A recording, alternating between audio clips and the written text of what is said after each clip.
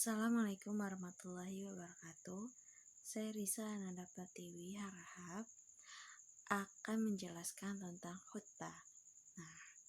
Khutbah menurut bahasa adalah perkataan yang disampaikan oleh seseorang di atas mimbar. Sebagian ulama mendefinisikan khutbah ialah perkataan yang tersusun dari berupa nasihat dan informasi. Kalau khutbah Jumat ialah perkataan yang disampaikan kepada sejumlah orang, yang berkesinambungan, dalam artian berhubungan dengan lingkungan yang di sekitarnya. Cara menyampaikannya itu berupa nasihat dengan bahasa Arab ataupun bahasa Indonesia sesaat sebelum sholat Jumat itu dilaksanakan atau setelah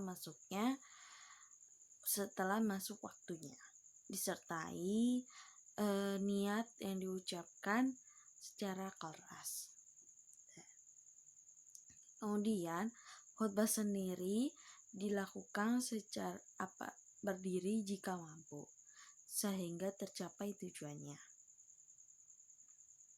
Khutbah disyariatkan dalam Islam yaitu khutbah Jumat, khutbah Idul Adha, khutbah Idul Fitri, dan khutbah pada sholat istisqa dan lain-lain. Selain daripada itu, khutbah ini harus ada syarat dan rukunnya. Jika salah satu syarat dan rukunnya itu tidak terpenuhi, maka tidak sah khutbahnya. Langsung saja ke bagian syarat-syarat khutbah. Syarat-syarat khutbah ialah yang pertama, baligh, berakal, dan berakama isam. Kemudian khutbah itu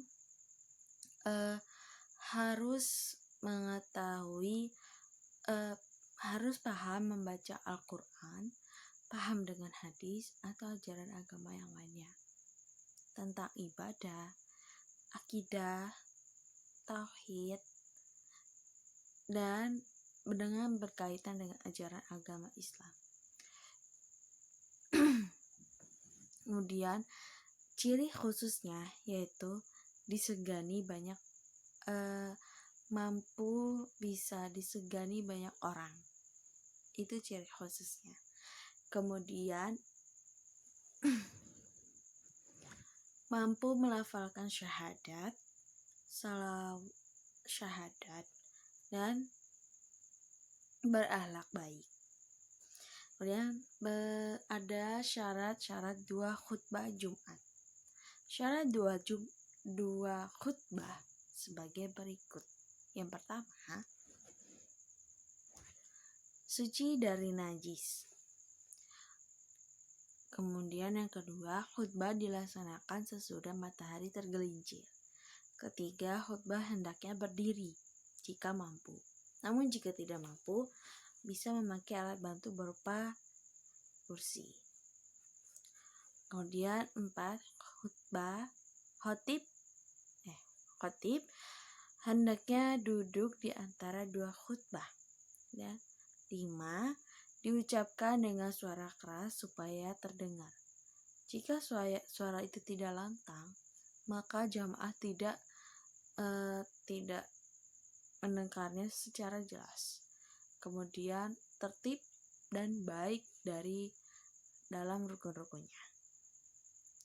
Rukun khutbah sebagai berikut. Yang pertama, mengucap hamdalah dan puji-pujian kepada Allah SWT, karena hamdalah ini ialah sifatnya wajib, yaitu atas rasa kenikmatan yang telah diberikan oleh Allah SWT. Kemudian misalnya lafaz alhamdulillah atau innal hamdalillah.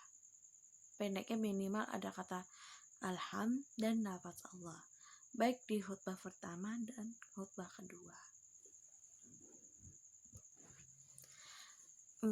Dia membaca syahadat, tauhid, dan syahadat Rasul. Dan yang keempat, membaca salawat Nabi Muhammad SAW. 5.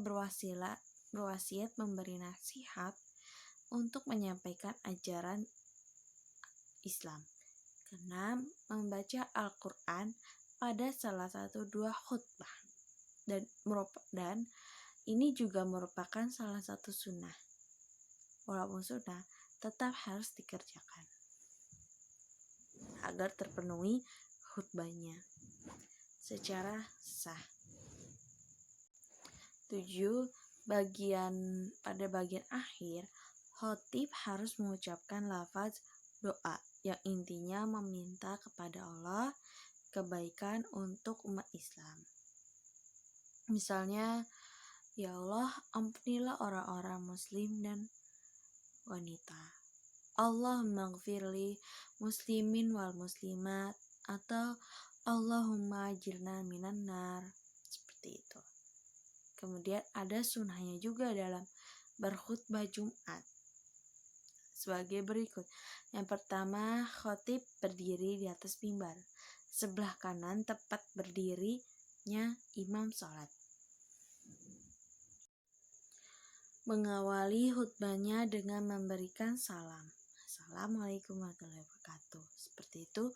Kemudian yang ketiganya, khutbah hendaknya jelas, mudah dipahami, dan tidak terlalu panjang maupun pendek, sedang.